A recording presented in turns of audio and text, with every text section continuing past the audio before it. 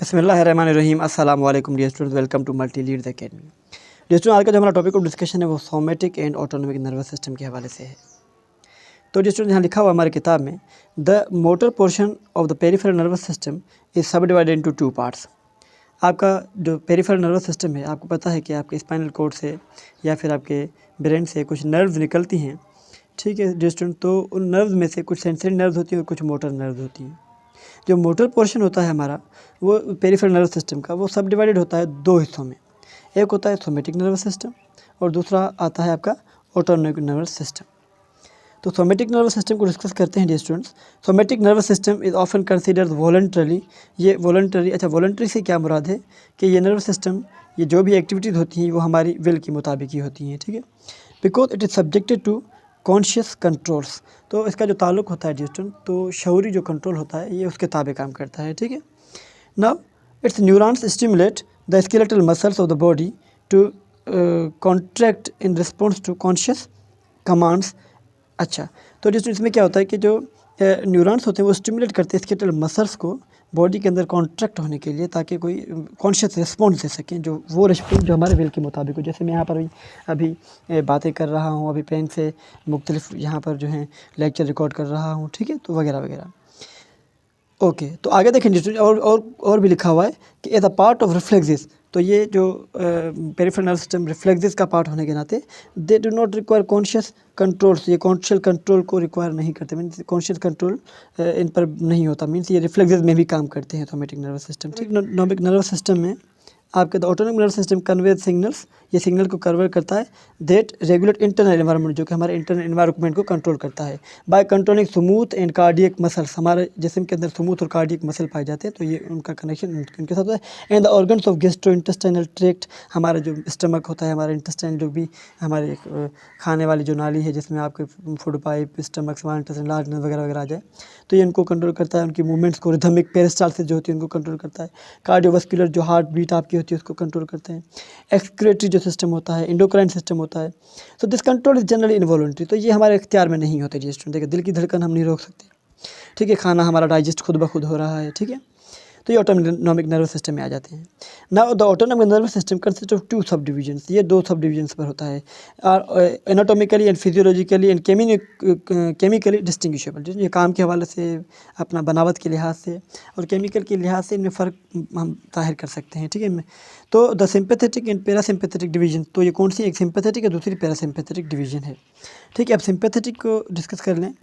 तो सिंपैथेटिक के हवाले से लिखा हुआ है the sympathetic nervous system acts on organs in ways that prepare the body for stressful or highly energetic activities। तो स्टूडेंट, ये आपका जो है उस वक्त एक्ट करता है ऑर्गन्स पर जब आपको एनर्जी की ज़्यादा ज़रूरत होती है। हाईली एनर्जेटिक एक्टिविटीज़, जैसे यहाँ पर लिखा हुआ है फाइटिंग हो गया, आपकी स्केपिंग, आपका भागना हो गया, या गिविंग स्पीच के दौरान देखें आप, या ड्यूरिंग सच फाइट और फ्लाइट्स, जब मीन्स के दो सिचुएशंस आपके सामने आ जाती है, जब आपके सामने कोई डेंजर आ जाता है, स्ट्रेसफुल कंडीशन आ जाती है, आपके जहनी दबाव में आ जाते हैं, तो दो रास्ते होते हैं, फाइट और फ्लाइट। तो ये उस वक्त जो है एक्टिव होता है जिसमें अपना, अगर हम बात करें इसके हवाले से, तो आपका हार्ट रेट जो होता है, दिल की धड़कन वो तेज़ हो जाती है, ब्लड प्रेशर बढ़ जाता है और स्वेट ग्लैंड जो है एक्टिवेट हो जाते हैं, स्वेटिंग होना शुरू हो जाती है। ठीक है दोस्तों, और एनर्जी की जो प्रोडक्शन होती है वो उसमें बढ़ जाती है। अच्छा, now it consist of thoracic. अच्छा, इसके अंदर कौन कौन सी नर्व्स आ जाती हैं? एक तो थोरेसिक नर्व्स आ गई और दूसरी lumbar nerves originate from spinal cord, जो स्पाइनल कोड से ओरिजिनेट होती है, ये कंट्रोल करती हैं। ठीक है, sympathetic nervous system. Parasympathetic nervous system in contrast dominates during maintenance activities that can be carried on leisure. देखें डियर स्टूडेंट्स, अब होता क्या है कि ये सिंपैथेटिक नर्वस सिस्टम के बरक्स क्या होता है कि ये गलबा तब हासिल करता है जब आपकी जिस्म रेस्ट में हो। ठीक है, लेजर में हो, मीन्स फुर्सत में।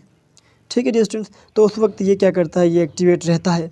जैसे मिसाल तौर, अगर हम कोई स्ट्रेसफुल कंडीशन में नहीं हैं तो फिर ये क्या है, एक्टिवेट, जिसमें आपकी जो है वो डाइजेशन प्रॉपर तरीके से होती है, सेलिवेशन होती है, आपकी हार्ट रेट नॉर्मल रहती है।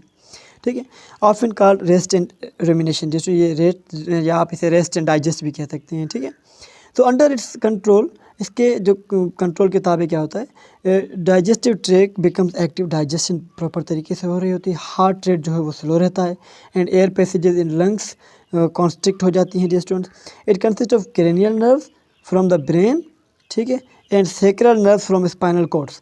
जो सेक्रल नर्व जो है आपकी स्पाइनल कॉर्ड से, और क्रेनियल नर्व ब्रेन से जो वेगस नर्व आती है, तो ये इसको पैरासिम्पैथेटिक नर्वस सिस्टम को कंट्रोल करती है। अब डायग्राम में थोड़ा समझ लेते हैं हम लोग। तो ये देखें, दोनों में फ़र्क नज़र आ रहा है आपको।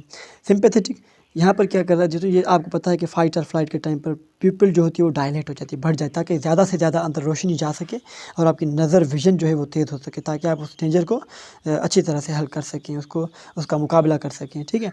और यहाँ पर क्या होती है, आइज़ आपकी प्यूपिल कॉन्स्ट्रिक्ट हो जाती है, ठीक है, नॉर्मल रहती है मतलब। अच्छा, फिर यहाँ पर इनहिबिट सलाइवा प्रोडक्शन, जो सलाइवा प्रोडक्शन है वो इनहिबिट हो जाती है, बिल्कुल, ठीक है। और यहाँ पर स्टिमुलाइट सलाइवा प्रोडक्शन बढ़ जाती है, ठीक है। अच्छा, नीचे आ जाए थोड़ा तो आपको पता चलेगा। यहाँ पर एयर पैसेजेस कॉन्स्ट्रिक्ट हो जाती है, नॉर्मल हो जाती है, ठीक है।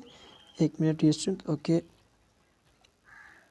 कॉन्स्ट्रिक्ट हो जाती है मीन्स नॉर्मल उनकी ओपनिंग होती है, और यहाँ पर डायलेट हो जाती है ताकि ज़्यादा से ज़्यादा एयर अंदर जा सके, ऑक्सीजन जा सके, क्योंकि ऑक्सीजन की वजह से ही तो एनर्जी प्रोड्यूस होती है। फिर हार्ट रेट यहाँ पर क्या होता है, स्लो होता है, लेकिन यहाँ पर एक्सेलरेट हार्ट रेट, क्योंकि एनर्जी की ज़्यादा ज़रूरत है, ताकि दिल की जो ब्लड प्रेशर है हाई हो जाए और आपके हर ऑर्गन तक जो है ब्लड की सप्लाई मुमकिन हो सके। उसके अलावा जिसमें यहाँ पर कह रहे हैं कि stimulate epinephrine and NOR epinephrine जो रिलीज, एपिनेफ्राइन और नोर एपिनेफ्राइन की रिलीज को स्टिमुलेट करते हैं, ठीक है।